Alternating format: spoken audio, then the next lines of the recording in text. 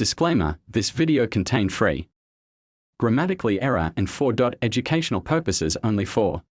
What is mathematics? How do you deal on it? Let's explore. We've select 10 students to know their own thoughts and perspective about mathematics and how they deal with it for every single day of their living. Come and enjoy watching. Good day everyone! It's another day and another vlog. For today's vlog, maghahanap tayo ng pwede nating ma-interview.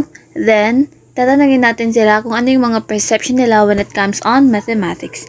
So, dito sakto meron tayong nakita dito naglalakad. Tanungin natin siya if pwede natin siyang ma-interview. Oy! Hi! Good afternoon. So, ngayon, mayroon kaming parang requirements. Then, pwede ba kitang ma-interview about sa namin? Subject? Opo. Thank you. So, anong pangalan? Ako si Samuel Saligidan Moica, Bachelor of Elementary Education ang aking kurso. Okay, thank you. So, mag-proceed na tayo sa mga tanong namin. So, ito yung unang-una mong katanungan. What is your perception about mathematics? So, alam naman natin na ang mathematics is isa sa mahirap na subject, no? Maliban sa science, ito din yung pinagkakaabalahan ng mga estudyante dahil sa marami itong solving and maraming iniintindi na mga pasikot-sikot na mga numbers na kailangan mong isolve. Okay. So, sa mga maraming pasikot-sikot na na mga solving, ano yung sa iyo yung pinakamahirap na i-solve? So, para sa akin yung sa mathematics, no, yung calculus. I think yan yung mahirap na subject or i-solve mo na na mga problem in terms of question and given na problem sa subject na yan. Okay. So, para sa last is maganda ba na merong mathematics dito sa ating magagamit mo ba ang mathematics sa pang-araw-araw mo na Well, alam naman natin na ang mathematics is isa sa mga kailangan o importante sa ating buhay, no. Ginagamit natin ito sa halimbawa na lang dito sa pagtitinda, no. Kailangan natin itong gamitin, lalo yung addition, subtraction, division, ganun, no. So, kailangan natin itong gamitin sa pang-araw-araw kasi malaki ang tulong ng mathematics. Bukod sa ito ay isang branch ng science, is kailangan din natin itong matutunan na para magkaroon tayo or mag-improve ang ating buhay. Okay, maraming salamat po, Mr. Moica. Yan na po at maraming salamat. Okay, thank you. Plastic mo?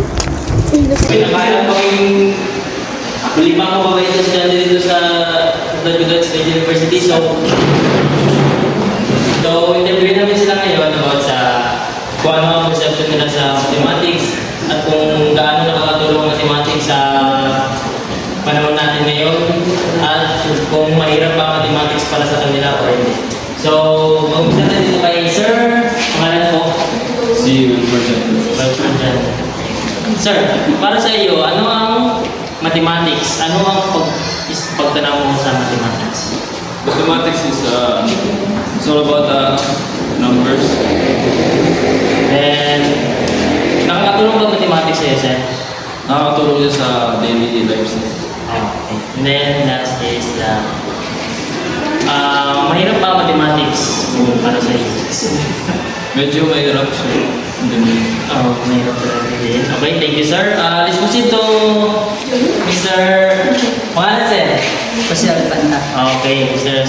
Panda. So, mahirap ba mathematics, sir?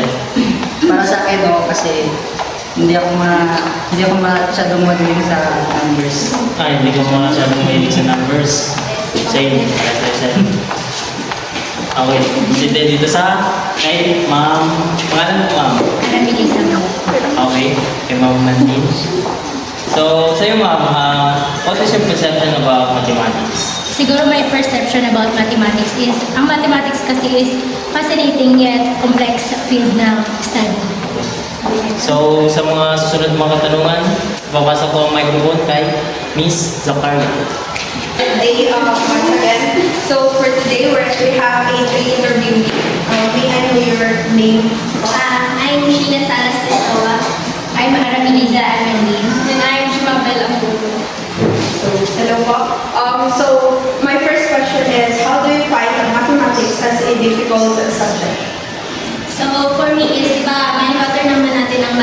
is more of problem solving. Then, meron talaga siyang mga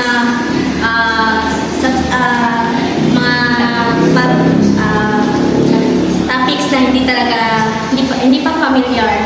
So, need talaga natin na merong magturo na makaintindi ba.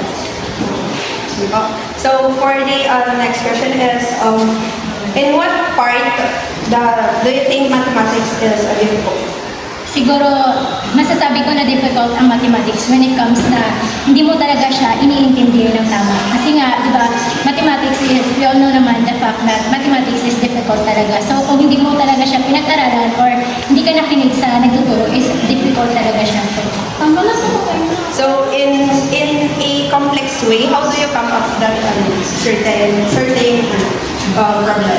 So, I come up with that certain problem is pinag-aaralan ko yung topic na hindi ko alam, and then pag hindi ko talaga siya nakukuha, I ask for the guidance and for the teachers also para alam ko kung paano siya kunin or masagot. Okay. Sa ngayon, interview natin si Mr. Pangalan po? My name is Adrexter B. Adrexter B. Yes. Magandang hapon. Ready ka na ba? Ready na. Okay, para sa una mong tanong.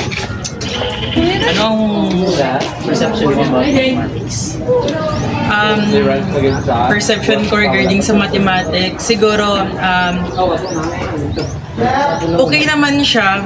Mahirapan ka lang talaga mag-cope up sa mathematics kapag hindi ka masyado makasunod sa tinuturo ng instructor mo or sa teacher nga nagaturo sa'yo. And depende din yun siya kung paano mo pag-aralan yung mathematics. Tama. Mahirap talaga pag hindi ka nagkinig. Correct. Next. Para sa'yo, ano ang pinakamahirap na part ng mathematics? Based on my experience, siguro trigonometry and calculus. Correct. So, paano mo siya na solusyonan para maging madali lang para sa'yo? Regarding naman dyan, syempre, minsan, nahirapan tayo mag-cope up sa mga instructor natin. So, maghanap tayo ng paraan kung paano natin ma-overcome yung mga solving na ganyan. Kung regarding naman dyan siya, try to mag-search ka sa YouTube or mag-learn ka galing sa YouTube din. Pwede ka madami mga example doon, mga videos na pwede mong panoorin sa YouTube, and through YouTube, mapag-aralan mo kung paano mag-solve regarding sa trigonometry and sa calculus doon. So, nakadepende na rin yan sa'yo kung matutunan mo or kung matuto ka sa pag-solve doon sa tinuturo sa YouTube. Galing. Last, makakatulong ba sa mathematics? Of course! Sa araw-araw natin ginagawa, nandyan talaga ang mathematics, di ba? Kahit saan ka pumunta, mathematics is everywhere talaga siya. Tama. Kahit mag 1 plus 1 equals 3. Yun. Thank you very much, Mr. B, sa iyong pag-unlock sa aming pagpunta dito sa SBO office. Hi po, good afternoon. Good afternoon. So, pwede ko pa kayo ma-interview para lang po sa namin, sa vlog? Para Sa po namin, sa isang major subject. Pwede? major subject Na for the mathematical investigation. sige, try. So, hi guys, we have the last 3 interviewee. Now, let's proceed sa sa pag-introduce muna ng sarili, like yung name, kung anong department tayo. So, good morning. My name is Ismaira Makaton from BSED Math 1. Serenjoy sa H. Pabila from BSED Math 1. Chris Adonso Panagator from Math 1. So, since Math 1, so connected din tayo yung mga yung tanong natin. So, we have 3 questions specifically, pero kung may may mag-follow up na lang ako if ever. So, the first question, what are your perception when it comes on mathematics? Ma'am? Mahirap. Mahirap ang math. Mahirap? Opo. Mahirap intindihin. Mahirap intindihin. Basically sa mga numbers and kasi dati, di ba, mga more on numbers, mga basic numbers lang. But ngayon, syempre nag-evolve na, meron ng mga letters. Yes, so lahat naman tayo talaga mahirapan when it comes on math, di ba? Kasi there's a lot of numbers, then sa soon pa, magka-encounter tayo ng mga proving, ganyan. So yun, mahirap. So for you, ma'am, ano yung pinaka-challenging na na-encountered mo sa math? Yung advanced algebra and number theory. Kasi sa number theory, nahirapan ako sa mga proving. Ganon. Yun. Proving. Yes, proving. Yeah, College algebra din. College algebra, why? Kasi hindi namin naintindihan yung ibang lesson. So hindi naintindihan. So, basically, like SMI, college algebra and number theory because, di ba, college algebra is the foundation of mathematics. So, pagdating ng theory, if hindi mo naintindihan yung college algebra, so, hindi mo maintindihan yung number theory. Yeah, probably yung foundation talaga ng math natin is the college algebra. So, if hindi tayo masyadong magaling or hindi natin masyadong naintindihan yung foundation, probably mahihirapan talaga tayo when it comes on the other field ng math. So, yun, sa college algebra and sa theory, that's the problem. So, paano nyo siya nasolusyonan? Like, paano nyo na-cope up?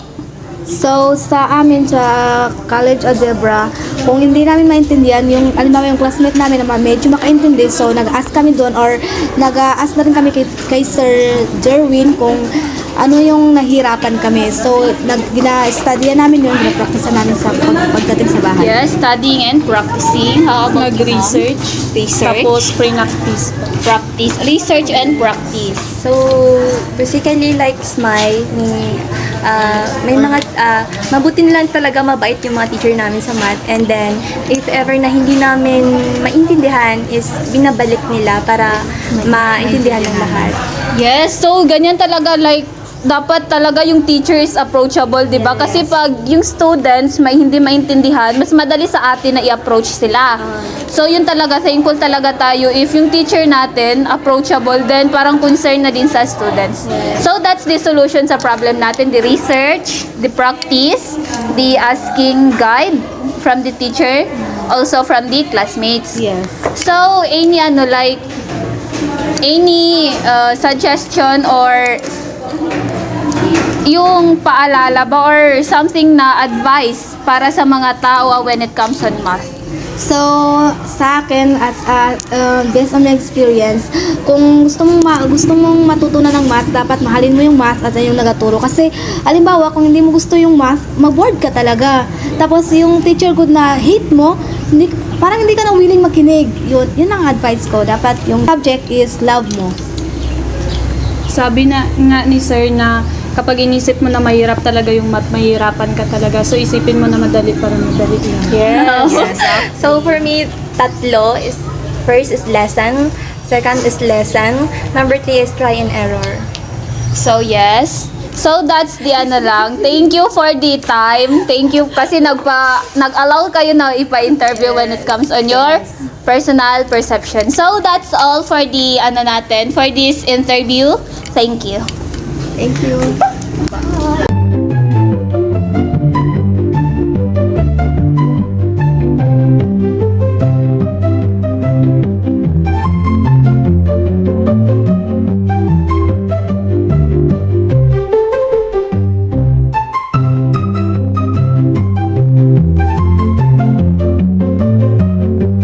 Thank you for watching.